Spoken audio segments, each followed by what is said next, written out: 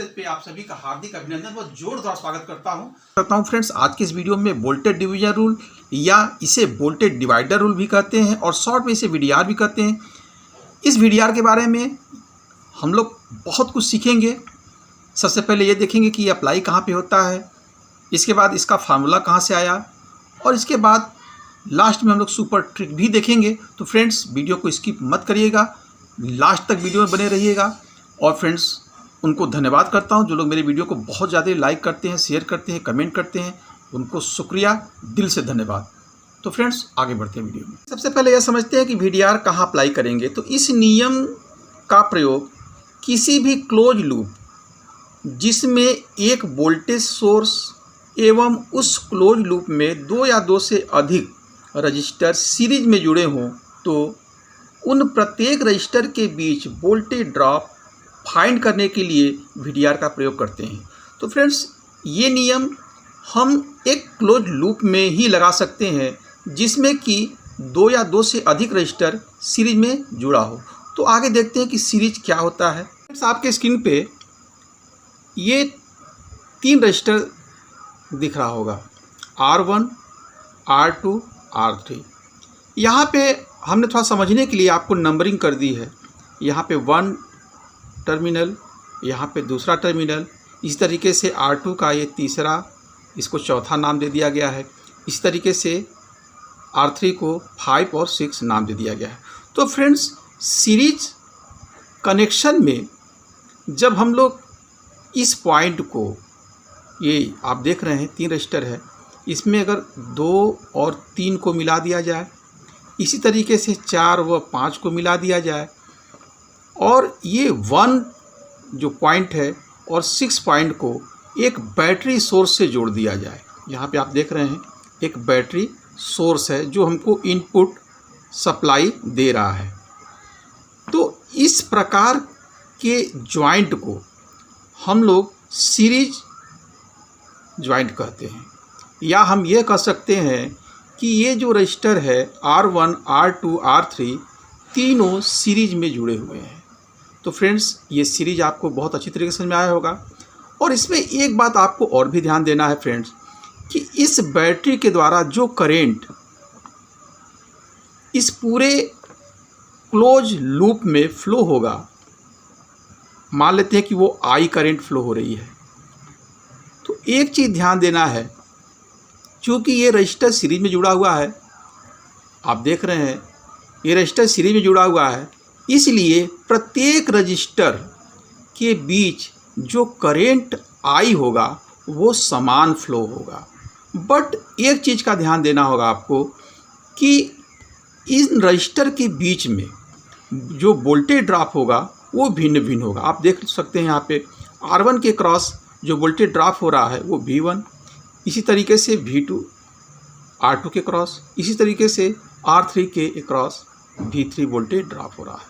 तो इस बात का आपको विशेष ध्यान देना होगा कि जब सीरीज सर्किट होगा, यानी सीरीज सर्किट होगा, तो करंट सेम होगा लेकिन वोल्टेज डिफरेंट होगा। ये 2 बातों का ध्यान रखना है आपको। और सीरीज सर्किट कैसे बनाते हैं ये भी आप समझ गए होंगे। तो सीरीज सर्किट में करंट सेम होता है but voltage drop her register के बीच डिफरेंट होता है। ये आप बहुत अच्छी तरीके से समझ रहे होंगे और ये आप जानते भी हैं, मुझे पूरा विश्वास है। तो फ्रेंड्स आगे बढ़ते हैं। तो फ्रेंड्स आपको ये समझ में आ गया कि सीरीज में करंट समान होगा बट वोल्टेज डिफरेंट होगा।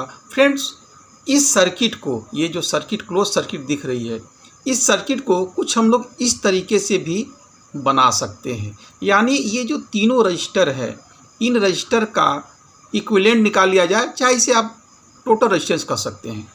तो ये टोटल रेजिस्टेंस हो गया और ये वोल्टेज सोर्स है, ये करंट फ्लो हो रही है। तो इस सर्किट को कुछ हम लोग इस तरीके से अगर बना लें तो हम लोग ओम्स लॉ के अनुसार जानते हैं कि ये VI यानी V इनपुट है, ये VI = I × RT। RT क्या है? इस पूरे सर्किट का टोटल रेजिस्टेंस है। और ये आप निकालना भी जानते हैं कि RT = R1 + R2 + R3 होता है। और अधिक अगर रजिस्टर सीरीज में जुड़े होते तो उसको भी हम लोग आगे जोड़कर दिखा सकते हैं। तो फ्रेंड्स यहाँ से आप इस समीकरण से आप I इक्वल टू वी आई यानी V इनपुट अपान RT लिख सकते हैं। इसको समीकरण हम लोग 4 मान लेते हैं, आप कुछ भी मान सकते हैं, इसका कोई मेन मतलब नहीं है। चूँकि इसको दिखाना था तो हम लोगों ने एक समीकरण का नाम दे दिया। तो यहाँ से फ्रेंड्स आप देख सकते हैं कि I equal to V I upon RT इस पूरे सर्किट के लिए हम लोग लिख सकते हैं। ये आगे काम देगा, तो आगे हम लोग चलते हैं। एक बार फिर से पहले वाली सर्किट को हम लोग देखते हैं। तो VDR वहाँ लागू होता है, अप्लाई होता है, जहाँ पे एक क्लोज लूप बने, यानी ये करंट पूरा जो इस बैटरी से निकले वो सेम इसमें भी फ्लो हो, इसमें भी फ्लो हो, इसमें भी फ्लो हो, और इसके बाद ये फिर करंट यहाँ पे वापस करे, यानी जो करंट चले वही करंट वापस आ जाए, यानी करंट कहीं डिस्ट्रीब्यूट न हो। और ये तभी संभव है जब रजिस्टर सीरीज में जुड़ा हो। तो ये बात आप बहुत अच्छी तरह समझ गए होंगे। तो फ्रेंड्स ओम्स लॉ आप लोग जानते हैं कि ओम्स लॉ के अनुसार किसी रजिस्टर में वोल्टेज ड्रॉप उस रजिस्टर का रेजिस्टेंस R1 इंटू करेंट के गुणनफल के बराबर होता है।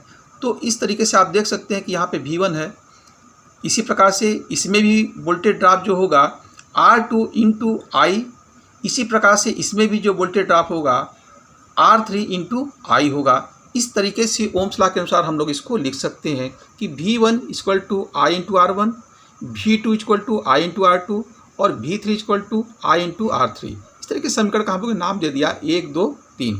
अब समीकरण 1 में जो आपको दिख रहा है कि V1 equal to I into R1 है, इसमें हम लोग क्या करें, इस समीकरण 4 से I equal to V I upon RT का मान अगर रख दें, यानी यहाँ से I का मान रख दें हम लोग इस समीकरण में, आप देख लीजिए।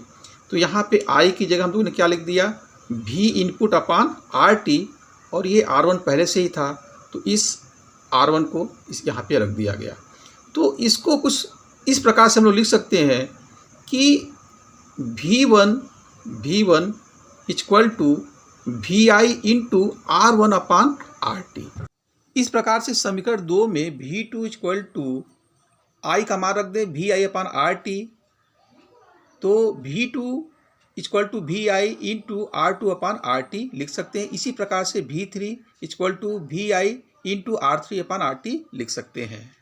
और फ्रेंड्स एक बात का और भी ध्यान देना होगा आपको कि ये जो सर्किट है, इस सर्किट में ये जो बैटरी जो वोल्टेज दे रहा है, यानी जो इनपुट वोल्टेज VI है, ये इन सभी रजिस्टरों में जो वोल्टेज ड्रॉप होगा उनके योग के बराबर होगा।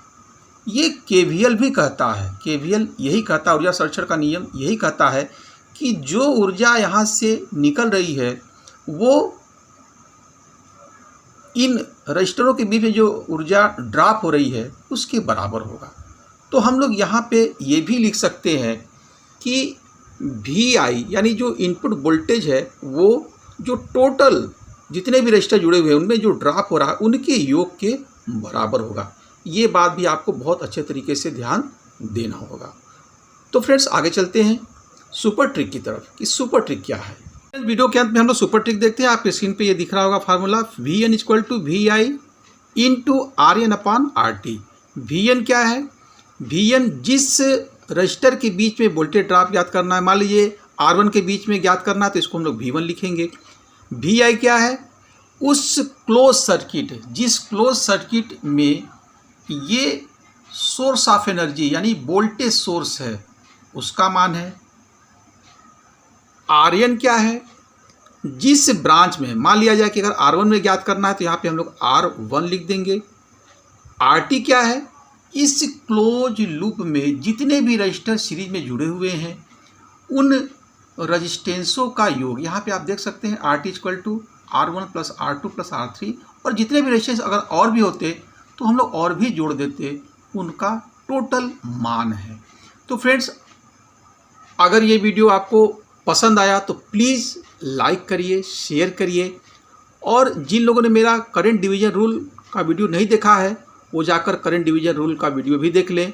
इससे आपको और भी आसानी से समझ में आ सकता है।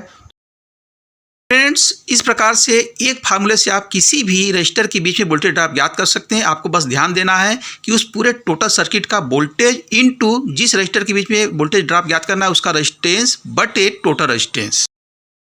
आशा करता हूँ आप सभी को सारे टॉपिक बहुत अच्छे तरीके से समझ आए होंगे।